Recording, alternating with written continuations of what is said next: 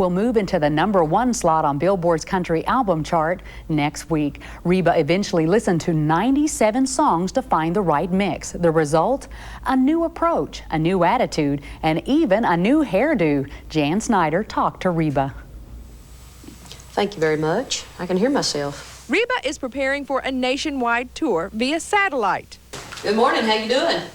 She's been on a media blitz these past few weeks, and she's lighted here at her own Starstruck Studios. It's the same place she cut her latest album. They're brand new songs as compared to Starting Over Again, which were all remakes. And I brought my band in instead of studio musicians, and I changed producers. Reba has a lot to talk about. Her first release off of What If It's You was embraced by fans and radio. It's just the fear of being alone. Success is familiar to Reba, but when she released Starting Over Again last year, she confessed that the response was, well, disappointing. She's vowed to remedy that with her new album. And so I compare it to Starting Over Again as an ocean. And this new album, What If It's You, kind of like a crisp mountain stream. You know, I look at your hair and I think, is your hair symbolic of this? Of this change and this lightening? And I think it is. It's just a frisky little album and a frisky little haircut. Does it make you feel frisky? Oh, absolutely. I don't know why. I feel a lot younger. This, to me, is me. The long hair was showbiz.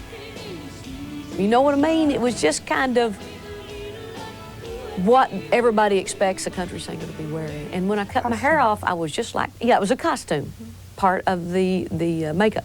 The hair-raising thing about it is the fallen locks haven't been swept away.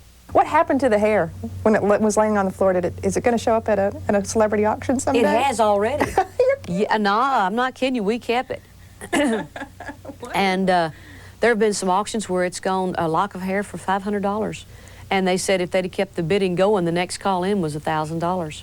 Raising money for charity is one thing, but when Reba built a home on Music Row this year, it was all business.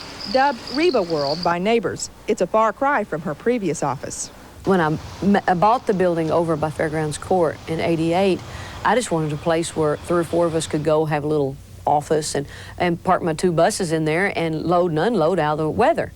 And little did I know, a few years later, we'd be busting at the seams. As her empire grows, Reba confesses her extravagant stage shows may actually pare down.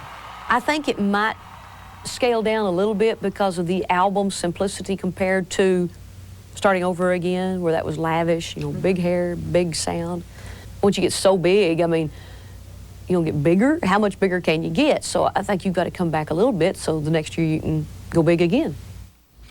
Her latest single, The Fear of Being Alone, is in the top 5 this week. Reba decided to include this song on the album when Mark Chestnut's producer, Mark Wright, called and asked if she planned to record the song because he was interested in it. Reba respects Mark's taste in music, so she decided she had to record the song.